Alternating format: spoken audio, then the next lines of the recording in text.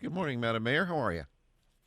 Good morning, Dave. Lance, how are you guys? Very well. Good. Very well. Good to have you with us. Yeah. Thank you. So Honored to be here this morning. we have, we'll just roll back a day here or so, and we're at the City Council meeting. You guys are talking about what's necessary to extend the emergency order and everything that goes with that, which basically includes the stay at home and businesses aren't open unless they've gotten the separate approval by the governor, and it's a 5-2 vote. Councilwoman Lund brings up the idea of business and what can we do about business and the question of constitutionality and overreach, which I think were all legitimate points. Councilman White, who has kind of taken the positions that he has. I think most people know that. But beyond that, there was very little conversation about it. It was like, okay, so you two have had your say, and the rest of us don't have much to say, and we're just going to roll. Is there question and concern? I mean, could we not have amended the proclamation to consider our local situation with business, or do none of the other council members have that concern, or is just a blind trust in the governor and what he's doing, or what drives what to me should have been a moment of vigorous discussion and debate, and it didn't happen. So indulge me. What do you think that represents? Well, I'm really glad that you asked that question because there needs to be some clarification in terms of what the emergency order does. The city did not issue a stay-home order. That is the governor's order, and that is the order carried out by the health district, the Yakima Health District. The city does not determine who is shut down and who is not shut down. That's not our decision. That's not our role. The purpose of an emergency order is a tool that helps us qualify as a governmental body to get aid, to get financial aid grants through the federal government or the state into our community. That's what the emergency order does. When you have any kind of an emergency in the community, whether it's the coronavirus or you have a flood or you have a fire, those areas declare a state of emergency so that they can get assistance. That's what the state of emergency is for, and it has enabled us to get assistance, from the CARES program of the federal government. The stay-at-home order comes from the governor, comes from Governor Inslee, does not come from the city of Yakima. All right, that's great to know. It's basically so your pass along of extending your.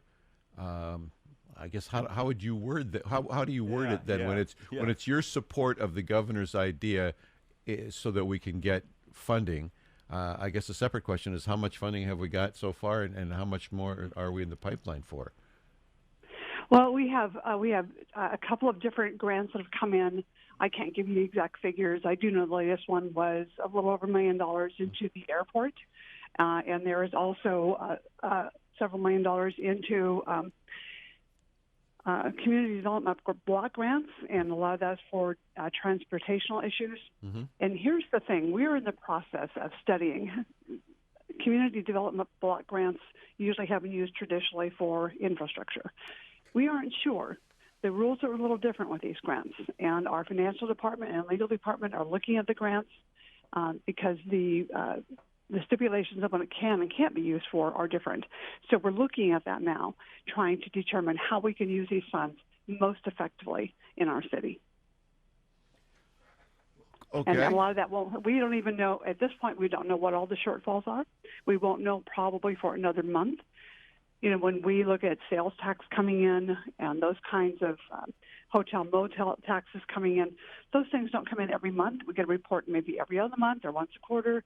And so we have to wait for that report to come in to know, where things are at exactly and, where the monies can be used and how we can most effectively use them. So we will be able to use some of those monies directly into the community, and the staff recommendations, council will be looking at how we're going to use some of those funds. Sure. Well, I think that since you did such a great job clarifying, we'll give you a chance to do a little more. The idea of hey, back off on my property tax. Hey, knock off my utility bills. Hey, don't charge me for this or that. Uh, there's not a whole lot of flexibility that the city has in some of those regards, is there? That is correct. First of all, property tax is a county issue. It's not a city tax. That's through the county. But if we have utility bills, we've had a lot of conversation around our utility bills. One of the things we have said is we're not going to turn off our water. That's not going to happen. So we have had for a long time a cooperative policy in place with our utility department that if people are unable to pay their bill, we can work out a payment plan with them. And that's been ongoing. It's just not something that's been really broadcast. It did come up in council, and so we've talked about it more. And actually, James Dean from our public utilities came in and talked about what they've been doing in the past. So the council is looking at formalizing a policy in terms of what this might look like. We can certainly do deferment of payments, work out payments over time. There has been the question of using some of the reserve or enterprise funds to pay some of those utility bills for a month. That is legally a difficult question because the RCWs clearly state that municipal funds cannot be gifted. However, our Attorney General in the state has recently, Mr. Ferguson, has come out with a kind of a loosening look at the policy. Nothing has really changed in the RCWs, but they're saying there can be some flexibility because so many people are going through this difficult situation right now. So what we are doing is having our legal staff look at that, at his statement that came out about some flexibility in that, and then looking at the law and trying to make a decision, that's going to be safe for the city to do and yet helpful for our community. Right. May 19th meeting, you'll be talking further about this. Yes. Yes. That'll be interesting. Yeah. One other point, and that is about excess property, if you can call it excess property. I talked to a gentleman a few months back when we were looking at how are we ever going to get caught up on our reserves without cutting our expenditures to do it. And the idea that he, posited was that we could sell property that the city holds and is doing nothing with to replenish reserves, or to, in this case, maybe make up for tax money that doesn't come in due to the COVID-19 issue. What's the chance or the reality of something like that? That request did come into the city, and that is information that the city staff has been looking at in terms of what actually may happen or not happen. As that would be a discussion in executive session, and I wouldn't be able to discuss the content of that. But as a concept or an idea, it's at least worthy of an executive session conversation? I mean, you guys think that there's a potential there? Or can you not say that? I think so. Yeah, okay. I just, not speaking with the entire council, speaking just for myself personally, I think it's worth looking at, yes. Good stuff. So when you decided that you wanted to run for council, did were you thinking any of this kind of stuff would be out there for you? Really. Man, what a trial by fire. I think you're doing a great job, Madam Mayor.